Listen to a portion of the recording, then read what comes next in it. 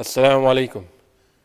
Soy Omar Weston y estoy continuando con la tercera plática sobre la vida del profeta Muhammad sallallahu alaihi wasallam. Y hoy quiero hablarles sobre los judíos antes de la venida del Islam. Y es muy importante relacionar la venida de Jesús y la historia de Jesús con la venida del profeta Muhammad sallallahu alaihi wasallam, y vamos a tener luego una plática sobre el cristianismo antes del Islam. Pero aquí es importante darle un seguimiento a los judíos. Y vamos a ver rápido. La última vez hablamos un poco de Abraham y de la historia de los judíos.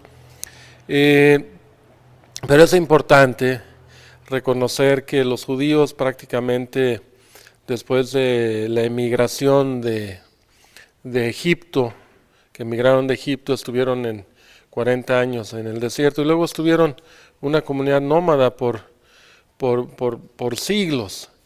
Y llevaban una característica de los judíos, es que llevaban el tabernáculo.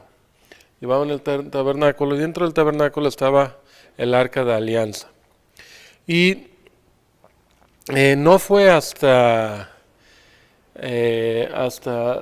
Suleimán que dejó de ser centralizado el tabernáculo que construyeron donde cargaban el arca de alianza, que no era algo fijo, y bueno, hay historias, se lo llevaron y demás, y hubo conflictos ahí, pero yo quiero retomar aquí del templo de Suleimán. O sea, Suleimán construyó un templo para centralizar finalmente en Jerusalén el culto al Dios de Israel, el culto al Dios de los profetas, de Abraham y de todos los profetas. Cuando el reino de David y de Suleimán llegaron a su fin, que fueron el reino más grandioso, el Corán habla de es el reino más grandioso que ha habido, ¿no? Inclusive el profeta sallallahu alaihi wasallam se le ofreció tener un reino como el de Suleimán, pero él prefirió tener toda la recompensa en el más allá. Pero sabemos por el Corán que el reino de Suleimán fue magnífico, que hablaba con los animales, un reino que jamás hubo ni se repitió. Pero cuando murió Suleimán, como siempre, hubo una fitna social respecto al hijo de Suleimán que habían asignado. Esto ya es la versión judía bíblica, pero 10 tribus, los que vivían al norte del reino de Suleimán, se separaron y hicieron su propio gobierno, y nomás 2 tribus se quedaron ahí en lo que ahora se conoce como Judea, el tribu de Judea, con los levitas, si no me equivoco, son los que se quedaron ahí y son los que se volvieron los encargados del templo de Suleimán.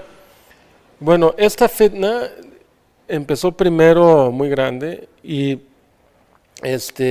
los del norte de Israel recibieron profetas como el profeta famoso Ezequiel y el famoso Elijah o Elías. Elías mencionado en el Corán, y en el Corán se menciona que Elías tuvo que decirle a los del norte de Israel, las 10 tribus del norte, que dejaran de adorar a Baal, porque ellos habían edificado un templo y tenían otro profeta que decía que adoraran, un profeta falso, que los israelitas adoraran a Baal. Entonces, en castigo a la desobediencia del profeta Elías, Dios permitió que los asirios conquistaran. Entonces las 10 tribus del norte fueron conquistados por los asirios, y al pasar varias décadas, inclusive también le llegó la desobediencia a los de Judea, los del el reino de Judea, que empezaron a desobedecer a los profetas, y los últimos profetas, entre ellos Daniel, empezaron a predicarle a los judíos de Judá que obedecieran a Dios, que no fueran desobedientes, que cuidaran del templo, que cuidaran de la adoración a Allah, al Creador único, y que siguieran el Torah, ¿no? Pero les entró la desobediencia, y Allah permitió que fueran conquistados ellos también por los babilónicos. Y al ser conquistados el templo se destruyó y muchos emigraron, ¿no? Muchos se fueron a Irak, muchos de los judíos, de los de Judá, de las últimas dos tribus, se fueron a Irak y vivieron entre los babilónicos. Y aquí es importante señalar que mientras fueron los babilónicos, estaban en la diáspora y pasaron más de un siglo y estaban perdidos totalmente y literalmente perdidos. Hasta la fecha algunos dicen que nunca saben y nunca supieron dónde quedaron las tribus de Israel. Pero luego Babilonia fue conquistada por los persas y los persas, con Ciro el Grande, permitió que regresaran algunos judíos para que construyeran ellos mismos su templo, pero ellos no quisieron ir a trabajar en el templo y tardó muchísimo en reconstruirse el templo. Entonces el segundo templo fue un proceso larguísimo. Se dice que lo empezó Zorobabel, pero realmente quien ayudó en que todo esto sucediera fue una mujer que se llama Esther y por eso la santifican y dicen que es una profeta. Los judíos creen que hay una profeta que se llama Esther. Y la historia de Esther es un poco romántica porque y han hecho películas de ella, porque viviendo en lo que es ahora Irán, ella se acerca al reinado, a los reyes del Persa y se casa con el rey persa, o se vuelve su concubina, no es muy claro, pero termina con en la casa, en la recámara del rey de Persa, y ella logra influir. Algunos dicen que para que no torturaran a los judíos, porque algunos judíos habían sido torturados, pero más que nada se ve que era más con un fin de regresar y reconstruir el templo, regresar a los judíos. Entonces ella fue como una gran héroe de los judíos, sobre todo, y del sionismo en general, para que regresaran y volvieran a construir ese templo. Y en esa época, el rey de Persa, el nieto de Ciro el Grande, asignó a Esdra, que vivía en Irak, para que regresara. Ahora Esdra es Uzeir en árabe, Uzeir. Y nosotros en el Corán decimos que tomaron a Uzeir como, porque hubo algunos judíos que lo tomaron como Ibnullah, como hijo de Dios. En el sentido, Esdra es una figura muy importante porque es el que regresa. O sea, la Torá se perdió, las escrituras se perdieron y el que regresa y el que se vuelve como el jerarca, el sumo rabinato, el que empezó otra vez la cultura de la que ahorita les voy a hablar, del rabinato. Realmente Esdra es como el escriba de los escribas, el sheikh de los sheikhs. O sea, lo volvieron como... Lo enaltecieron y hablan hasta pensamientos mágicos de Esdra. Cuando Esdra, algunos dicen que no era profeta, que simplemente fue uno que trató de establecer el Torah, que regresó y que trató de construir el templo, pero que puso muros y los volvieron a tumbar. La misma fitna entre los samaritanos y los judíos y demás. O sea, Esdra no lograba construir bien el templo. Y Esdra narra cómo, ahora sí, como el chef o el barman, el copero, ¿no? Que le dicen que también Esther, en la época de Esther, estaba Nehemías, creo que se llamaba Nehemías, que está en los libros de Esdra. También está Nehemías, que Nehemías era como el copero, ¿no? Era el copero del rey persa, y con el copero y Esdra se promovió que los judíos regresaran y se volviera a construir el templo y volvieran los judíos a Jerusalén.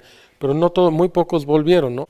Después que los persas ayudaron a los judíos a empezar el segundo templo, porque realmente no se concluyó hasta ya la época de un poco antes de Jesús, o sea, con Herodes, ¿no? Pero es importante entender que hubo como tres culturas importantes que influían sobre los creyentes o los musulmanes de esa época, o sea, los judíos que eran musulmanes, ¿no? Como ya les expliqué.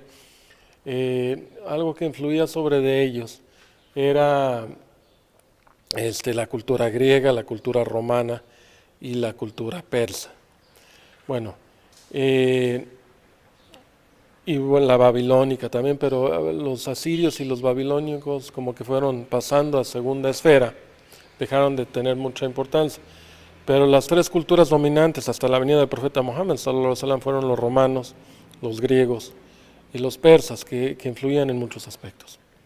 Pero con Alejandro Magno, como 300, o sea que murió en el 323 antes de Jesús, fue quien helenizó, quien trajo la cultura greca al mundo entero, ¿no? Y de forma muy rápida.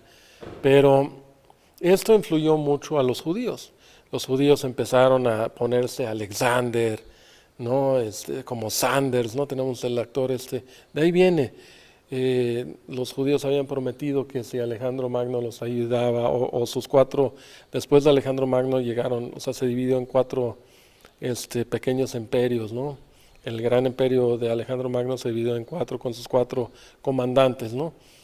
Y bueno, y los judíos prometieron que llamarían a Alejandro si Alejandro los ayudaba y los griegos los ayudaban, que llamarían a sus niños Alexander, ¿no? Y uno de los casos importantes es que esto creó una helenización entre los judíos tremenda, y aunado al problema de los profetas anteriores y ya la venida del Mesías, porque a ver, punto, aquí es importante hermanos musulmanes, entender que el concepto de Mesías no era un concepto del Torá, del antiguo, de los primeros 5 libros de la Biblia, o sea, de los libros de Moisés. El concepto de Mesías realmente no estaba, y el concepto de Mesías, y no lo van a encontrar, los cristianos dicen lo que querrán decir, pero no viene, y hablen con judíos inteligentes, que sepan de su propia historia, y verán que el concepto como tal no viene en el Torah, viene en el Tanaj, viene en los libros posteriores, ¿no? Y viene ya en las profecías, ¿no? de posteriores. Y bueno, y el que lo pone ya como un artículo de fe, pues fue Maimónides, ¿no? Rambam, que vino ya en la época de los musulmanes, ¿no? Algunos hasta decían que era musulmán, ¿no? O sea, él es el que les da la akida de los judíos posteriormente, ¿no? El punto 13 de su akida era creer en la venida del Mesías, si no me equivoco, el punto 3. El punto es que ya los profetas de la época de la destrucción del templo, del primer templo, eran muy apocalípticos. Entonces, aunado a esto, ya la helenización, porque los griegos, o sea, sus monumentos y todo, pues andaban encuerados, no eran circuncisos, pero los judíos empezaron como para adaptarse, como ahora los musulmanes, y por eso hay que reflexionar, hermanos, hay que reflexionar. Los musulmanes queremos ser gringos, imitamos la cultura gringa, queremos ser como los gringos, igual. Los musulmanes de esta época querían, como los griegos eran los que influían, era el idioma que se hablaba, era todo, era la fuerza cultural. Los gimnasios, habían puesto un gimnasio en Jerusalén, habían puesto algunos dioses helénicos dentro del templo, y bueno, los judíos se camuflajeaban sin circuncisión para también participar en la Olimpiada y esas actividades, como ellos, los helénicos, lo practicaban. Y esto causó que surgieran como los talibán o como los ISIS, de los que luego serían los celotes de la época de Jesús. Pero eran un grupo muy, muy radical, rebelde, que ya no querían nada que ver con la cultura helénica, y estaban fomentando que la gente regresara al Torah y a las leyes de Dios. Y de ahí surgió el reinado de los macabeos, ¿no? En términos generales, pues surgió como unos 200 años antes de la venida de Jesús, el reinado de los macabeos. Y de hecho, de ahí Herodes estuvo influido, se casó con una macabeos, de los macabeos, de Maccabees.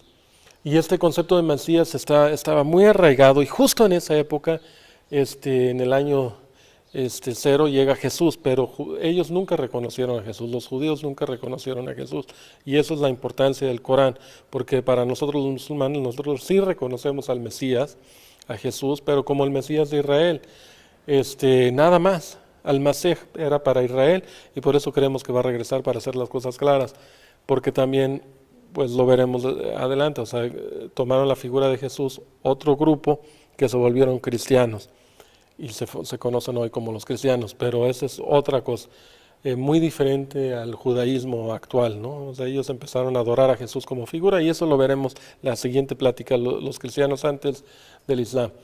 Pero aquí tenemos Hillel y Shammai. Estos son los orígenes del rabinato actual. Y esto, a lo que voy, hermanos y amigos, es de que aquí se establece finalmente el rabinato. Cuando se destruye el templo y viene Jesús, que fue ya la última gota para los judíos de la misericordia de Dios. Esto lo afirmamos en el Corán y fue la prueba última. Pero Dios lo levantó en carne y hueso a Jesús y va a regresar para hacer todo claro. Pero a ellos, a rechazar Jesús, que para ellos pues, Jesús es un don nadie,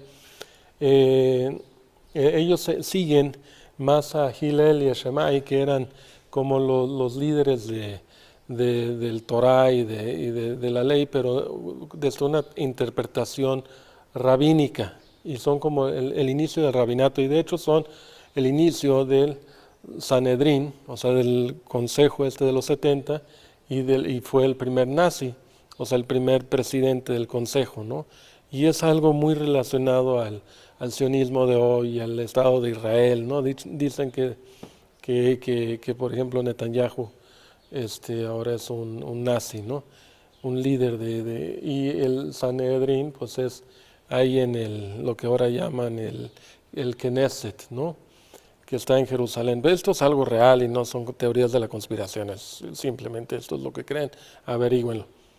Pero bueno, Herodes fue el que finalmente construyó el segundo templo. Ellos no tenían problema con el segundo templo, ¿no? Aunque hayan echado ídolos a ellos, ídolos griegos.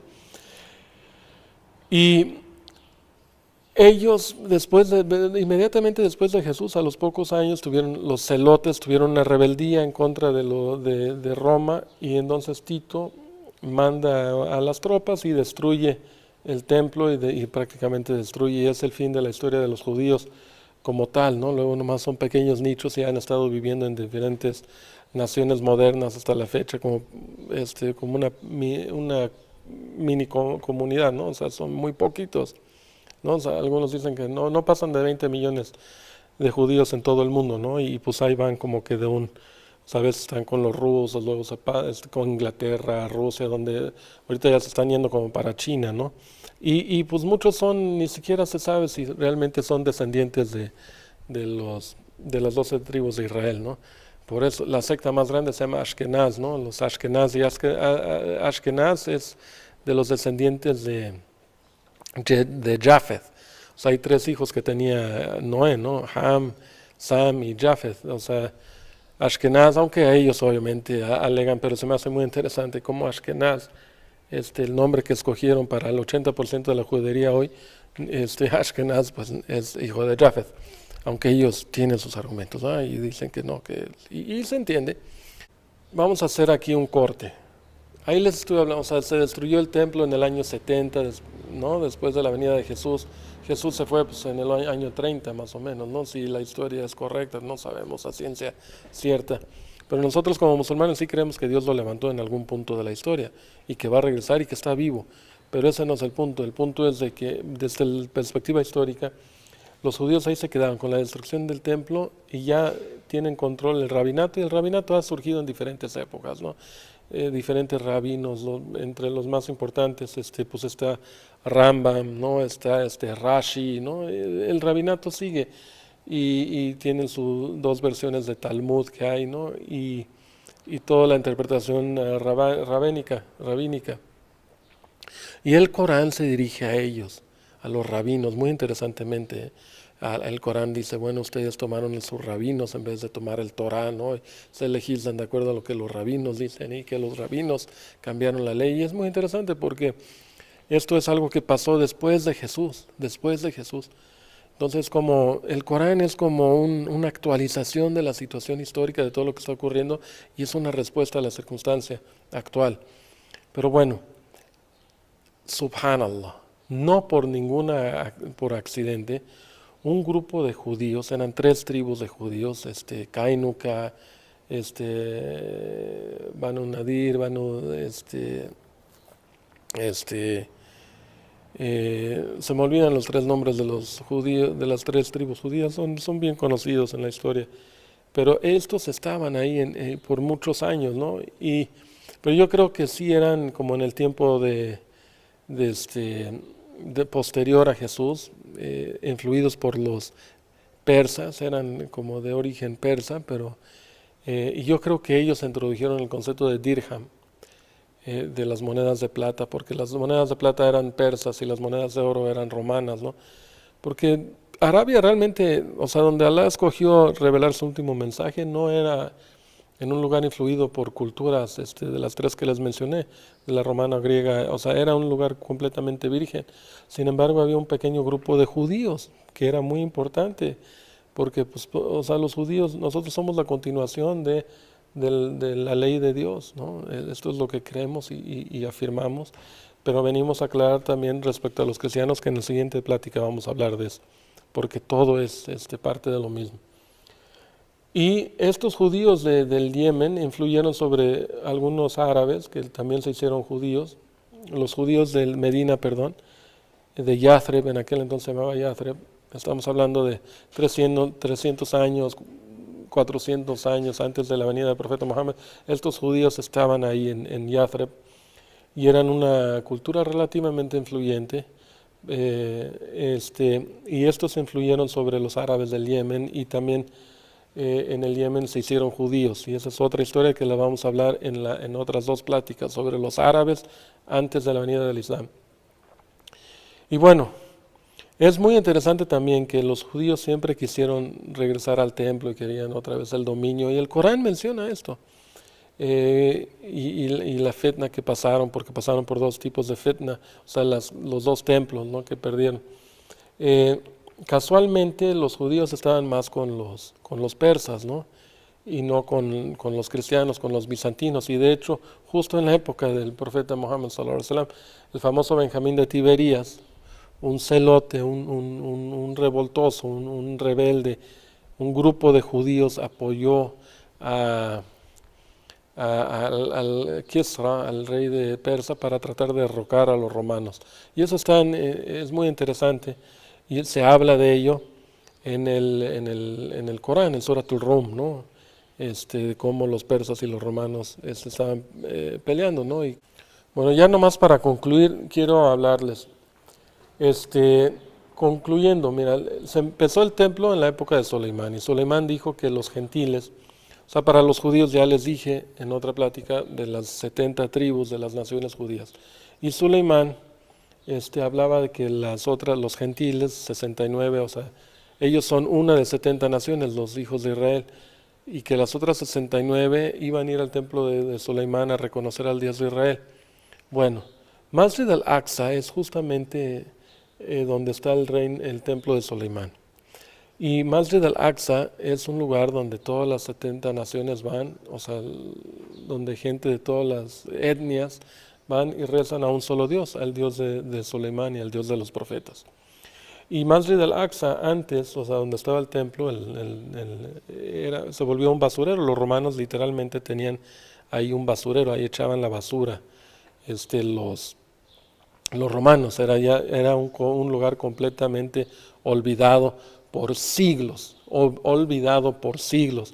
Y los musulmanes retomaron ahí, porque por decreto de Allah, Al-Aqsa se volvió muy importante para los musulmanes. De hecho, hay un capítulo en el Corán de Isra, de cómo Allah levantó a Muhammad sallallahu alaihi wasallam. Muhammad voló literalmente de la Meca a Jerusalén, y de Jerusalén subió al cielo. Entonces, justo donde está Al-Aqsa, se volvió importante por decreto divino para los musulmanes. Los musulmanes sagradamente defienden a este territorio Al-Aqsa, y es Solo para los musulmanes hay 3 lugares que se nos permite ir a peregrinar y visitar y conocer, como donde puedes obtener baraka. Por viajar a una mezquita solo en 3, solo por 3 mezquitas puedes viajar y decir que vas a obtener bendición por viajar a ellas. Meca, Medina y Masjid al-Aqsa, ¿no? Entonces Allah incluyó a Masjid al-Aqsa y es bien importante protegerla y pues, subhanallah, es el qadar de Allah. Y esto está muy relacionado, todo esto, a una figura que mencionó Muhammad sallallahu alaihi wasallam, que se llama el Dajjal, el Mesías falso, literalmente el Masih, el Dajjal, el Mesías falso. Ahora, los judíos siguen esperando al Mesías, y hay mucha similitud entre el Mesías falso, descrito en el Corán, en la Sunna del profeta Muhammad, y el Mesías que los judíos han hecho el Mesías de cierta forma, pero el verdadero Mesías que va a regresar es Jesús. Pero para los musulmanes no es tal cual, o sea, no es un Mesías para nosotros, sino alguien que va a seguir la Sharia, la ley de Dios, y que va a ser más como para los judíos y los cristianos. O sea, le va a poner claro a los cristianos que él no era Dios, y algunos judíos van a reconocer que él es el Mesías, pero no antes. Va a haber un Mesías falso, y ese Mesías falso que llamamos como el Dajjal, hay una descripción en el Corán y en la Sunna que hasta escalofríos te dan por las similitudes que hay entre las historias de los judíos y de los musulmanes, ¿no? Pero bueno, los invito a que estudiemos estos temas bien. Esto es para relacionar un poco, o sea, en qué época vino Muhammad sallallahu alaihi wasallam y qué estaba pasando y qué sucede con los judíos. Pues los judíos nunca fueron realmente abandonados, ¿no? O sea, Dios les mandó profetas siempre, y el profeta también, tanto para los judíos como para los cristianos, fue Muhammad sallallahu alaihi wasallam. Y espero que cuando termine las 60 pláticas que quiero dar, esta es la tercera, vayamos comprendiendo que Muhammad sallallahu alaihi wasallam no es más que una continuación de todos los profetas del Islam, los profetas anteriores. Y vamos a ver también luego más adelante sobre más detalles sobre la escatología, el fin del mundo y la relación que Muhammad sallallahu alaihi wasallam tiene con las señales del fin del mundo. Wassalamu alaikum wa rahmatullahi wa barakatuh.